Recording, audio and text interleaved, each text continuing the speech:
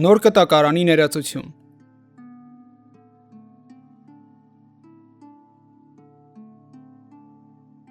Պողոսի նամակը հռոմեացիներին։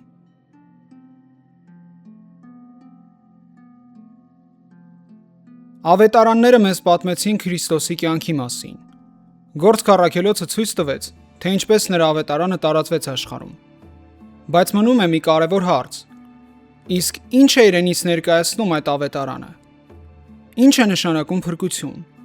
Ինչպես է մարդը արդարանում Աստծո առաջ։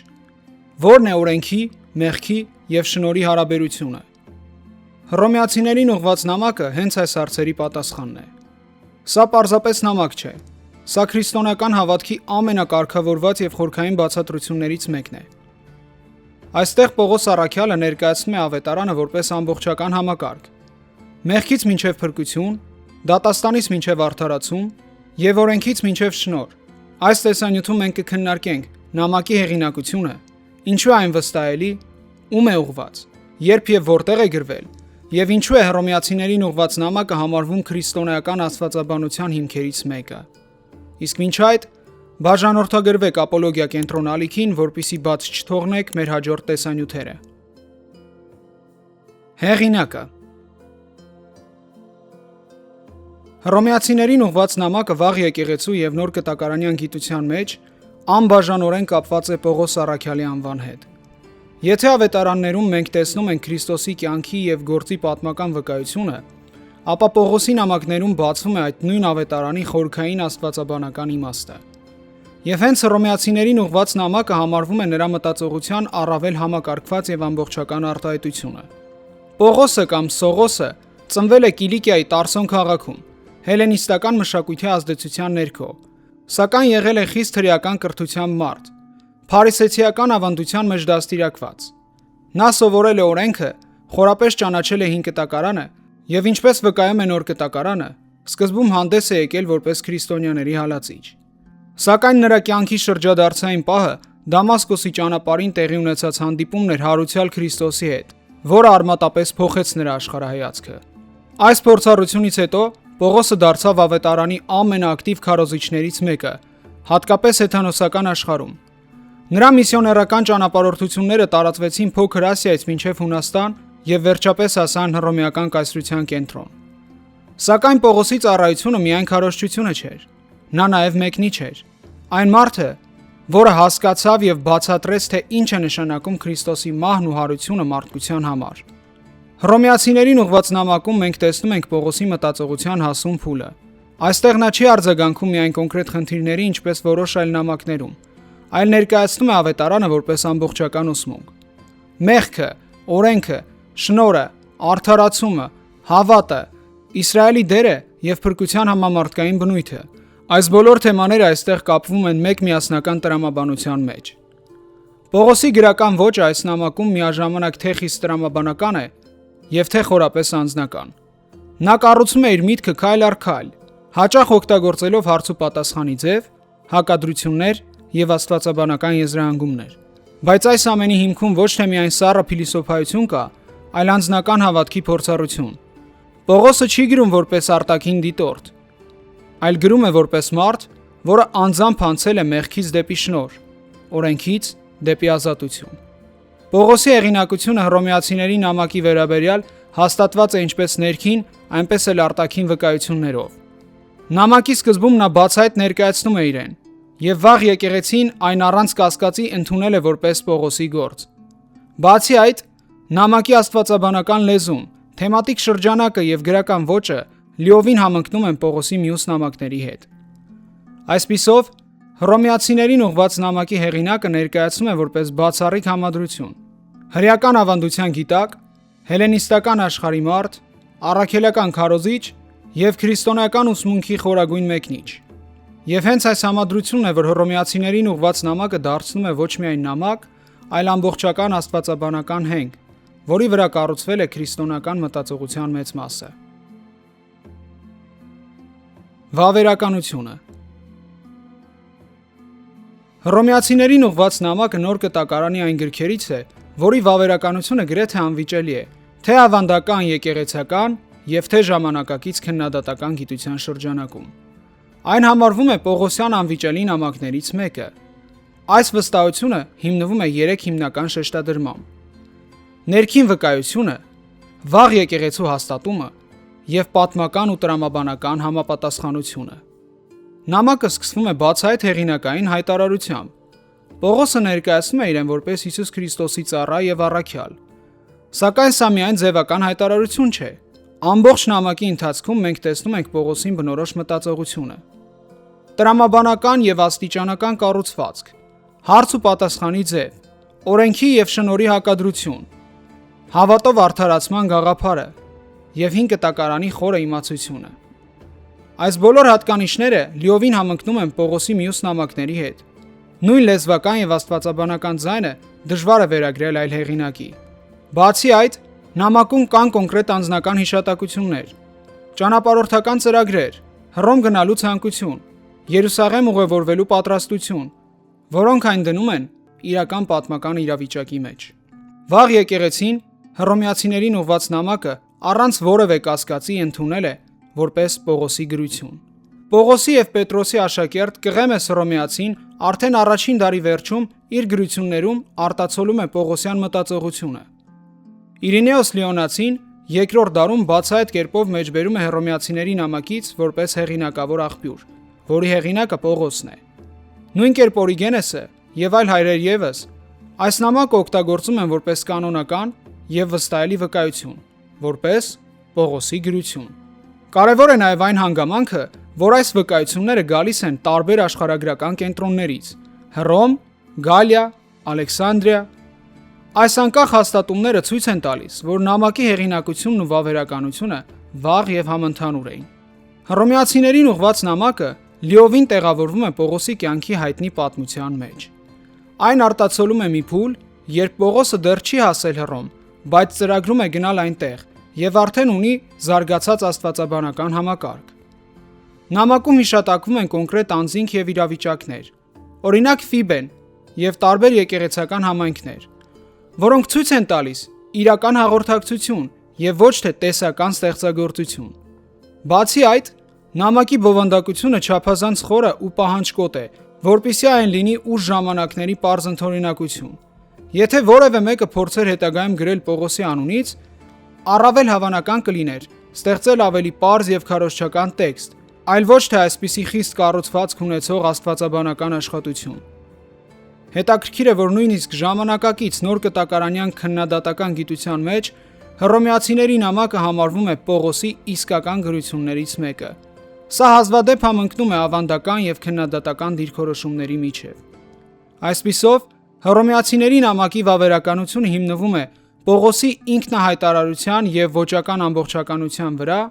վաղ եկեղեցու միաձայն եւ անկախ վկայությունների վրա, ինչպես նաեւ պատմական համապատասխանության վրա նրա կյանքի եւ ծառայության հետ։ Այս ամենը միասին ցույց է տալիս, որ մենք գործ ունենք ոչ թե հետագա վերագրության, այլ Պողոսի իրական գրության հետ։ Հռոմեացիների նամակը մեզ հասել է որպես առաջին դարի կենդանի վկայություն, քրիստոնեական հավատքի ամենախորը եւ համակարգված բացատրություններից մեկը։ Հասցեատերերը, գրման վայրը եւ տարեթիվը։ Հռոմեացիներին ուղված նամակը ի տարբերություն շատ այլ Պողոսյան նամակների ուղղվել է մի համայնքի, որը Պողոսը անձամբ չէր հիմնադրել։ Սա նրան տալիս է առանձնահատուկ բնույթ։ Այստեղ Պողոսը չի արձագանքում միայն կոնկրետ խնդիրների, այլ ներկայացնում է ավետարանը առավել ամբողջական եւ համակարգված ձևով։ Նամակը ուղղված է Հռոմի քրիստոնեական համայնքին, այն մարդկանց, որոնք ապրում են հռոմեական կայսրության կենտրոնում։ Այս համայնքը կազմված էր ինչպես հրեա, այնպես էլ հեթանոս հավատացյալներից, եւ հենց այս բազմազանությունն է կարևոր դեր խաղում նամակի բովանդակության մեջ։ 49 թվականին Կլաուդիոս կայսեր արձակած հրամանի հիման վրա հրեաների Հռոմից հեռանալուց հետո, երբ Կլաուդիոսին հաջորդեց Ներոնը, հրեաները կարողացան վերադառնալ Հռոմ, որտեղ եկեղեցին արդեն կազմված էր նախկին հեթանոսներից եւ արդյունքում առաջացան տարաձայնություններ։ Պողոսը գրում է մի եկեղեցու, որը արդեն գոյություն ուներ, բայց որտեղ կար ներքին լարվածություն, օրենքի, ավանդության եւ հավատքի հարաբերության շուրջ։ Հրեական ծագում ունեցող հավատացյալները շարունակում են կարևորել մովսիսական օրենքը, մինչդեռ հեթանոսները այդպես չէին վարվում։ Հռոմեացիներին ուղված նամակը Այսպիսով նաև ուղղված է այդ բաժանման հաղթահարմանը։ Պողոսը ցույց է տալիս, որ բոլորը մեղավոր են, բոլորը կարիք ունեն շնորհի եւ բոլորը արդարանում են հավատով։ Պատմական եւ ներքին տվյալների հիման վրա առավել ընդունված է, որ հռոմեացիներին ուղված նամակը գրվել է Կորինթոս քաղաքում։ Նամակում հիշատակվում են անձիկ, որոնք կապված են հենց այդ շրջանի հետ։ Օրինակ Ֆիբեն, որը ծառայում էր Կորինթոսի եկեղեցում։ Սա կարևոր ներքին ապացույց է, որը խոսում է գրելու պահին Պողոսի այդ տարածաշրջանում լինելու մասին։ Բացի այդ, Գործք առաքելոցում նկարագրված Պողոսի ճանապարհորդությունները ցույց են տալիս, որ նա այդ ժամանակահատվածում գտնվել է Հունաստանում եւ պատրաստվում էր գնալ Երուսաղեմ։ Այս տվյալները լիովին համընկնում են նամակի բովանդակության հետ։ Հռոմեացիներին ուղված նամակը սովորաբար թվագրվում է Քրիստոսից հետո մոտ 56-ից 58 թվականներին։ Սա այն ժամանակահատվածն է, երբ Պողոսը ավարտում էր իր միսիոներական գործունեության մի կարևոր փուլը եւ պատրաստվում էր նոր ուղղության դեպի Հռոմ եւ այնտեղից դեպի Իսպանիա։ Այս վաղ թվագրությունը ունի կարևոր նշանակություն։ Նամակը գրվել է նկարագրվող իրադարձություններին շատ մոտ ժամանակում, այն արտացոլում է առաջին սերնդի քրիստոնեական հավատքը եւ ցույց է տալիս, որ քրիստոնեական աստվածաբանությունը ձևավորվել էր արդեն առաջին դարում, այլ ոչ թե ուշ զարգացմամբ։ Նամակում Պողոսը խոսում է իր ծրագրերի մասին՝ գնալ Երուսաղեմ, ապա Հռոմ։ Սա լիովին համապատասխանում է Գործք առաքելոցում նկարագրված իրադարձություններին, ինչը եւս մեկ անգամ հաստատում է նամակի պատմական տեղայնությունը։ Այսպիսով, Պողոս առաքյալի հռոմեացիներին ուղված նամակը գրվել է Հռոմի բազմած քրիստոնեական համայնքին, հավանաբար Կորինթոսում, Քրիստոսի ծնունդից հետո մոտ 56-ից 58 թվականներին։ Այն միաժամանակ անձնական նամակ է, աստվածաբանական աշխատություն եւ միսիոներական ծրագիր։ Եվ հենց այս համադրությունն է այն դարձնում նոր կտակարանի ամենակարևոր գրքերից մեկը՝ գիրք, որը բացատրում է, թե ինչ է նշանակում ավետարանը իրականում։ Գլխավոր ուղերձը, առանձնահատկությունները եւ կառուցվածքը։ Պողոս առաքյալի հռոմեացիներին ուղված նամակի կենտրոնական ուղերձը կարելի է ձևակերպել այսպես. Մարդը արդարանում է Աստծո առաջ ոչ թե գործերով, այլ հավատով, Հիսուս Քրիստոսի միջոցով, եւ այս փրկությունը հասանելի է բոլորին։ Պողոսը ցույց է տալիս մի հիմնարար ճշմարտություն. բոլոր մարդիկ մեղքի տակ են, թե հրեաները, թե էթանոսները, եւ ոչ ոք չի կարող սեփական ուժերով արդարանալ։ Բայց հենց այստեղ է ավետարանի էությունը։ Աստված իր շնորհով առաջարկում է արդարացում Քրիստոսի զոհողության միջոցով, եւ մարդը ընդունում է այդ փրկությունը հավատով։ Այս նամակը պատասխանում է քրիստոնեական հավատքի ամենահիմնական հարցին. ինչպես է մարդը փրկվում։ Հռոմեացիներին ուղված նամակը առանձնանում է նաև մի շարք առանձնահատկություններով։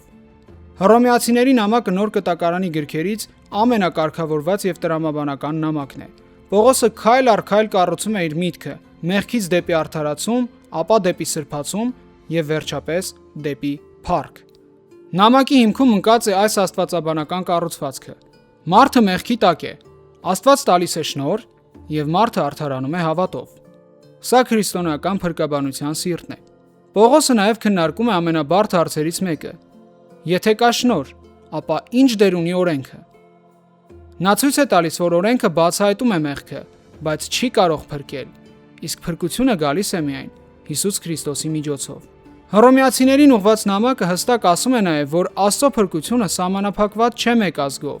Հրեաներն ու հեթանոսները հավասարապես կարիք ունեն փրկության եւ հավասարապես ստանում են այն հավատով։